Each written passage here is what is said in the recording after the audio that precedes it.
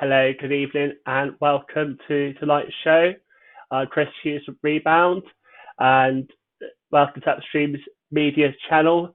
They've been great this off season, promoting all things basketball with daily content to keep us entertained. So, a slight change of plans for tonight's show. I was hoping to have ex-Worthing Thunder and St. Teshuel guard Jordan Ebanks on the show, but unforeseen circumstances have meant we've had to reschedule.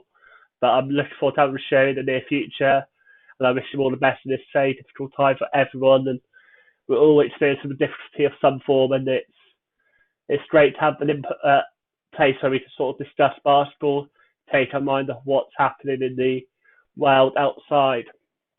So, as I say, I had to think on my toes, something to talk to you guys today to make sure we had something to talk about on the Saturday evening.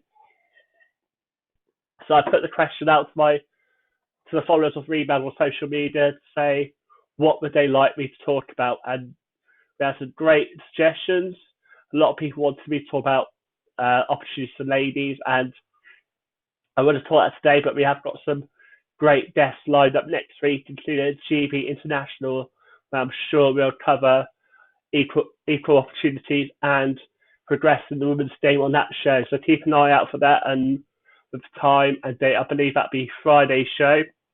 So that's great. So we had quite a few, and the one that stuck out for me was Coach Josh Thorne from Reading Rockets franchise. Thank you for the suggestion. I know he's a massive listener of the show. I see him comment when we had the coach on, and has interacted with the show. So hello, and hope you're fine, and everyone listening, good luck, and hope you enjoy the show. So Coach Ford suggested to me to discuss what the benefits of working with marketers and social media to promote the game in terms of participation, supporters, and sponsorship.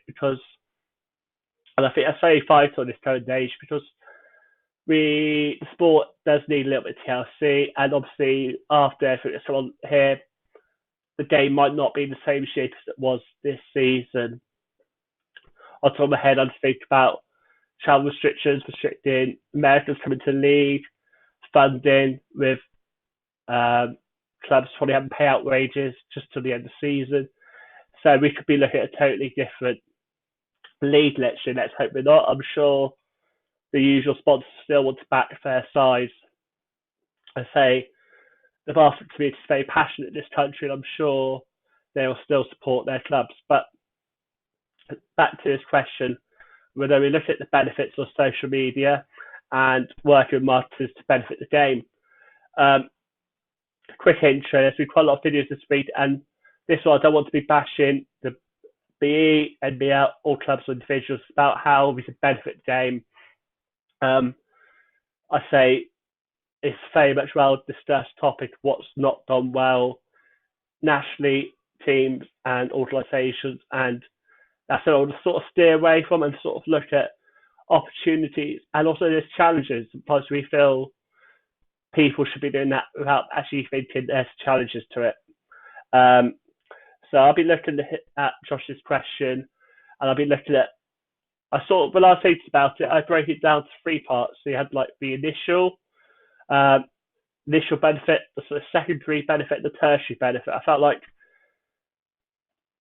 I focused mainly on the NBL, so we'll be talking about the NBL, but actually with the benefits of social media to also benefit the national and also the governing body. But usually the grassroots would be the one lead influence most, and then need to grow the game from the ground up. And also sort of a bit of health and safety. Then when we have those training sessions, they say, who's responsible to grow the game? For me, I feel like it's everyone's responsibility to grow the game. A bit about Rebound. This is our second season promoting the game, and I didn't have the most traditional route into basketball. And basketball was Dorset about realising that I was studying Plymouth. I could easily watch Plymouth Raiders. Head was nailed into badminton, football, other sports. And then my best friend said about basketball. And then when I was watching basketball, I felt quite frustrated personally, because say I usually follow football. I follow a third division club called Swindon Town. They're currently fourth tier football. And when I go to watch the Swindon game, I can easily find out information about the opposition. And obviously, I'd probably know most of the players on the other team. And if I didn't, it'd be easily searchable. And I found when I was watching the Kestrels in the first season of Fulham, I had no idea who the players were. And it was really hard to find information. Now, obviously, being in David London, it's easier. I know about Dave Owen, and obviously, the Barcelona is like maybe not the most accessible, but it is quite easily enough to find about stats from players with a bit of a Google search. And I thought, what great opportunity it is for me to sort of develop my knowledge and promote the game I really love lots. So, as I said, we're going to be looking at like the initial impact. So, for me, the initial impact is club awareness and also collaboration. So, when I say about awareness, I mean like, let's take Rebound for example. We retweeted a post about a club that would reach an audience, and obviously people would be more aware of it. And then you also have collaboration, so collaboration between social medias or so between the social media and the club to raise the profile of the club. And then if you move from secondary from that, the effects of that. So obviously, if a club was getting more of an audience, that benefit their finances, benefit the amount of fans they had. And then the third effect is obviously if they built that fan base, built the interest in the national game firstly improves, and also then you notice on the national front from the showcase games and national games having a bigger audience. And then also, I think it's also important to discuss digital age, because promoting the game 10, 15 years ago is different to how we promote the game today. There's Instagram, Facebook, Twitter, all sorts of social media platforms to promote the game. So we'll discuss all that and more. So I said about initial benefits being the increased awareness of collaboration. Then we talk about secondary benefits. So the more I got into know about Rebound, the more time I spent with Rebound, more I understood there's a lot more challenges. Obviously, a lot of the individuals involved with the clubs are volunteers or coaches themselves. So managing social media is a secondary to their day job of coaching the team. So their hours already stretched. So a benefit would be collaboration would be they have more time to spend developing plays, recruiting players, and also other stuff. Other benefits would be they have more time training. I think when Coach Spawn suggested the idea to me, he wanted me to sort of he was thinking about contrasting, because obviously, if anyone's on social media today, you'd see a massive difference between some clubs, social media, and other clubs, and it has an impact. For example, I saw a post the other day about a UK individual who was really proud and excited to announce he was going to UK college, to a university, sorry. And that's amazing, because in the US that would be common state. No one would think anything other unusual about someone saying I've confirmed to go to X college in the US. But I think from the post itself and then the indirect conversations going on elsewhere past that really sort of highlights where the game is currently. So this individual had declared to play for one of the top universities in the UK, and I think this specific university basketball team does a great job promoting themselves to the extent that its players coming to it feel really proud to put on a jersey. Not to say other teams don't do that, but it's actually the social media, the merchandise, the basketball product that entice that player to feel really proud to post that. When I talk about the basketball product, for me, I think it's three things. You have what I call the NBA shiny effect. So when you just look at it, it just looks really professional, really enticing. You've got highlight clips. You've got team merchandise. You've got jerseys, retro jerseys, themed nights. It just, when you look at a club, you think that club would look in shape in the US in their sort of college and system. And a lot of that's down to Joe Pinch and his amazing work at Loughborough to raise the level of game. And I think it's really interesting to have a look at that franchise, Loughborough, their BBL step up for Leicester Riders, but also how a lot of the guys at Charlwood end up in that sort of pathway, and it's really good progression. And the impact on that is massive for the franchise.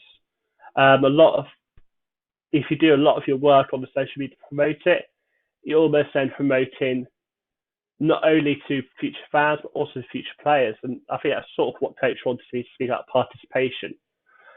So going back to that post, it sort of showed that were the positives, but that franchise was in really good shape and entices like individual, but it's not the same state for the rest of the UK. Like, totally understand the discussions indirectly to that post where people say, "Oh, not sure they should be promoting that," or "not sure," and that's not because they should be promoting it. It's more because how the UK game in the whole is, unfortunately, at the moment. It's a minority, but to have a great franchise set up, but actually it's perception.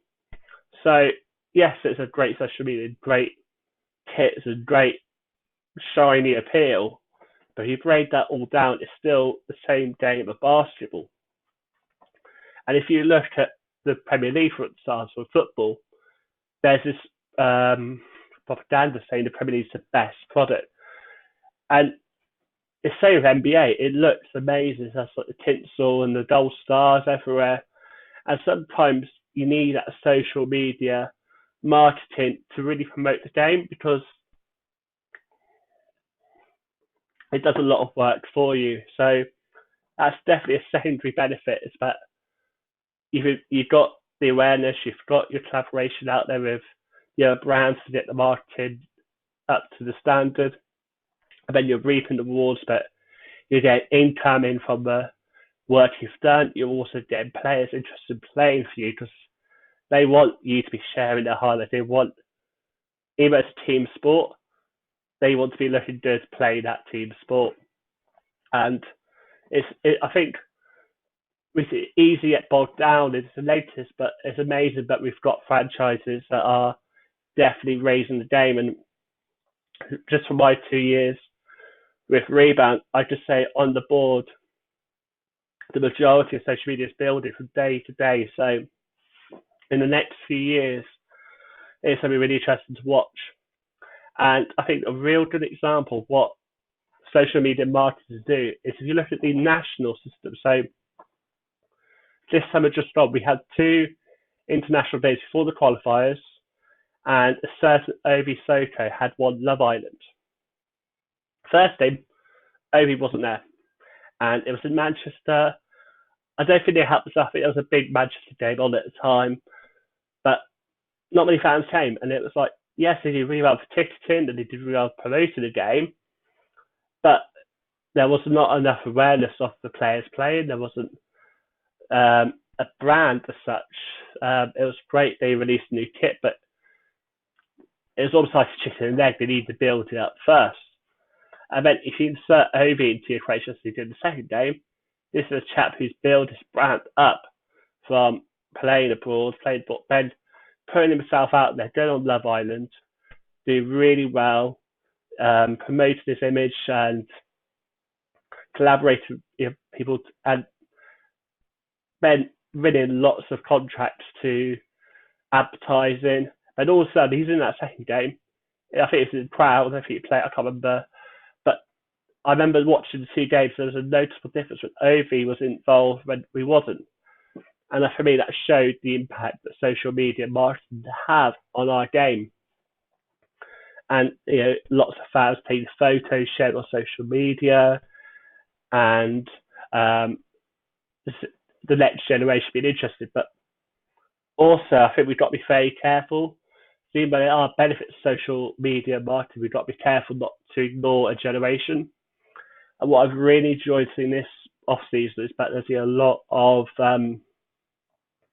pages about the history of the game. And I think we can be fair. I think sometimes as an organisation we're very guilty of thinking about tomorrow's players, and then all of a sudden it's all about the future when it should be yes about the future but also about the past too. If you think about some TV shows you like and the topical ones, a lot of ones that are really popular are the ones that have that lore and a bit of history around them and a bit of layers to them. And I think it's relevant in football and basketball in the US. You have the whole GOAT discussion.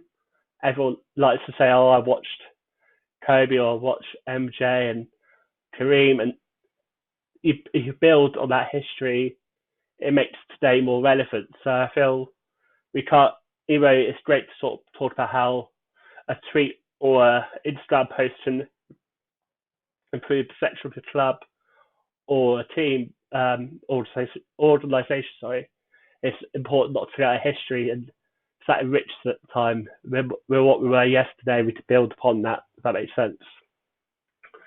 So, and I think it's so talk about the initial and secondary benefits. But then, for me, I feel we have a lot of these big showcase games in certain areas like Manchester, London. We've got BBL, got Glasgow, Birmingham, and London for the big games. And if you feel that there's always conversation about is that the right thing to do, I think there's conversation as a smaller conversation if the game is built up from the ground up. So what I mean by that is that you have to be more vested in the teams. You can be more vested by knowing more about the history.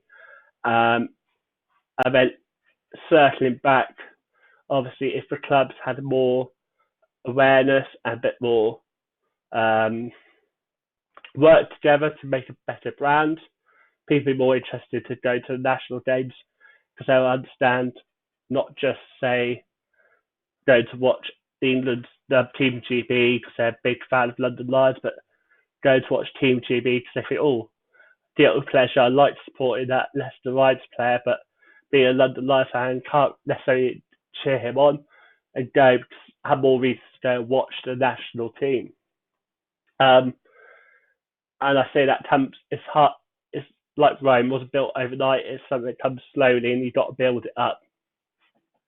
For me personally, I've really seen the benefits of social media in terms of participation, financially, and also in terms of players.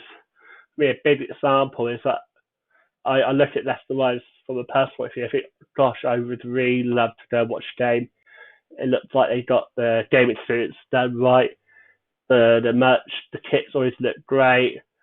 The way they promote games is great, and it looks enticing. And it's definitely about us trying to use social media to be enticing. But as love to say, let's go out there and be trained in Photoshop, be trained how to do the best social media posts and make tons of YouTube videos like that. There are challenges. So I'm not telling clubs how to run because I know full well, but there's a lot of challenges that face clubs. It's not a quick fix, and engaging in social media can be challenging. Not to mention just like your mental health. Spend time on devices. We all know that exercise and a balanced lifestyle really helps, and a lot of these franchises have a small network of staff, those who probably coach more than one team, but either coaching or volunteers run the social media channels.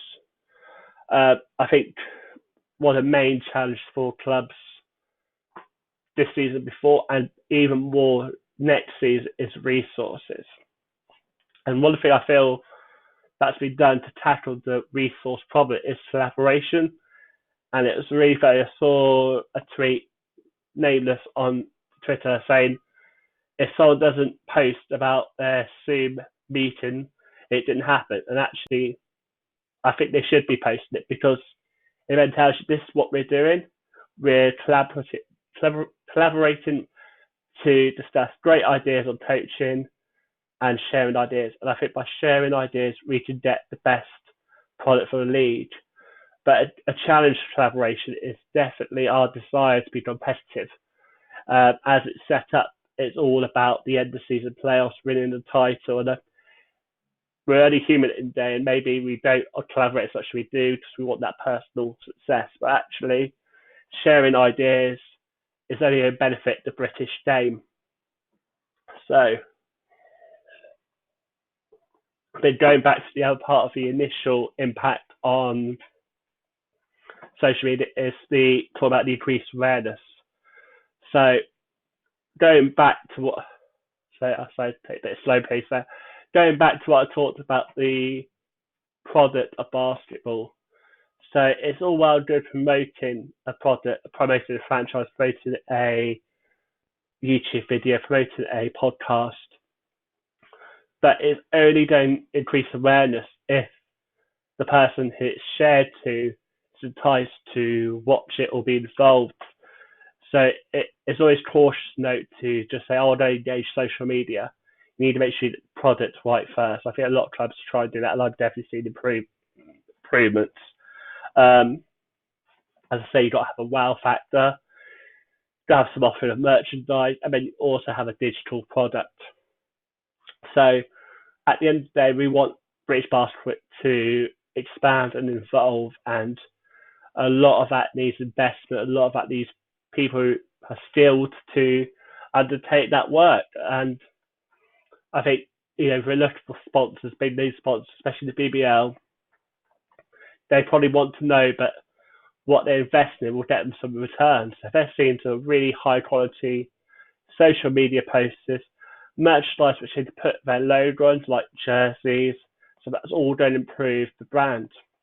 And if it just has a bit of a wow factor, at the end they're all chasing, franchises all chasing to be firstly sustainable, but also to ensure there's a legacy for the next few seasons. And we're seeing there's a progression towards academies producing the players of D2, D1 clubs to then go on to BBL or America. So there's a lot to think about, and it's not just a simple fix of posting on social media. You've got to build a brand slowly, and there's no quick fix. Next bit is, so I said we touched upon it slightly just a minute ago, resource and training. So a lot of these great posters from like Myerscough, Loughborough, they're not just simple. You need to have that bit of knowledge. You need to be like looking to what your competitors do, your rivals, and your peers, obviously as well. But also need to have the skills of IT. I mean, if you're thinking like most social media admins for the teams, they're coaching, so it takes time. So it's difficult. And it'd be great if we could all collaborate our skills. So I was talking about Zoom, so it would be really good if clubs, when they have their Zoom chat, say, oh, I did this really helps for our brand. And I think collaboration is a really good way for clubs limited time and resources to really develop. Also, something myself I'm doing on this show, I think sometimes it's really hard to develop a brand, develop a game, promote this game when there's a lack of understanding. I think this is really important. Maybe it's a challenge we don't think about, because I think as a whole our community is quite small. As I said, a lot of organisers are quite small, rely on a few individuals. The arenas aren't full, so when we get the fans in the seat, for me, when I'm in the bleachers watching a game, it's not uncommon for me to hear like sports out, well, what was that a foul about? What was that decision? Or know a bit more about the coaching, the stats, and all that jazz. And I say there have been lots of improvements, and I say I've been trying to get people on so we can have those good discussions. And obviously, this week we've had some great shows. We've had CJ come on with Carl Brown. I thought it was really informative, and for me, invoked a lot of self-reflection, because I think it's so easy for us to criticise when actually what we are is really we're drivers of the bus, is what Coach Brown put it, and he meant as coaches that you're sort of drivers of the bus, but you're getting your players from A to B, and actually if they don't be on there, that's right. But also as a bus driver, as a coach, it's not really the responsibility of coaches to be criticised and be, because actually your job is to be looking after your players, getting the best out of your players. That's from the academy side. But I think that's also transferable for people who have a vested interest, because I think there's been some amazing content coming out last week. So we had the Pop Spencer and Lord Ding. We've had ourselves doing videos. You've had Josh Brett doing great history of the stuff. But it's so easy in the society for us to. I think it's great. I think there was a message from, I think it was NBA player that was saying, but you should bring the same energy to promote them as you do to criticise it. And if these are great videos, but actually the energy coming from videos is negative. I'm not criticising people, everyone's got a right to vent, and obviously, especially now, it's quite a challenging situation, so it is natural to vent. But I think maybe we all have to think maybe that it's not the same, but those messages, the negative messages, are a detriment to the game, but actually, what's that takeaway? Because if it comes viral, that comment, it's missing some of the good comments. And there was a lot of good comments, a lot of the videos, but sometimes the negative message steps across a bit louder. As I say, thanks Coach Vaughan for the topic. It's such a big topic. I'll try and keep it succinct as possible, but there are a lot of challenges to it, and it's such a big topic. But I hope some of the things we talked about really highlight the benefits of working with marketing social media, and how it can help clubs increase participation, support sponsors. Because at the end of the day, we want this game to grow. That's more supporters and more sponsors. And I want to move on to second. So I said about participation. I've talked about the challenges of collaboration, and also supporting clubs, social media, tweeting, retweeting, all that. But now I want to look at the human level, the supporters really, because that's what we live for. And this year we've seen the birth of NBL Live, and I must admit, when I heard about it, I've always been a bit dubious with live streaming, and I'll tell you why. Because I think it's great to have a video product of the games. That's great. There's no doubt about that. But in a sport where we rely heavily on the income from people buying seats, it always worries me about actually how much of a detriment to clubs' finances to offer a live streaming platform. However, from further reflection and seeing the games for myself, I do believe the benefits outweigh the negatives. But that's not to say that clubs may not be as supported.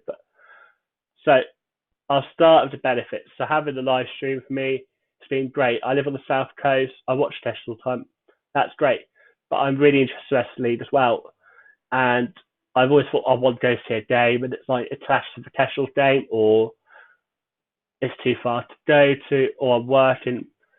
But having a live stream, which you can watch back later, is great. So when I get back in, I can watch whatever game's on. It's been lots of seasons. It's been Nottingham, Leicester. That's great to watch. For me, that's a mammoth car journey to go to.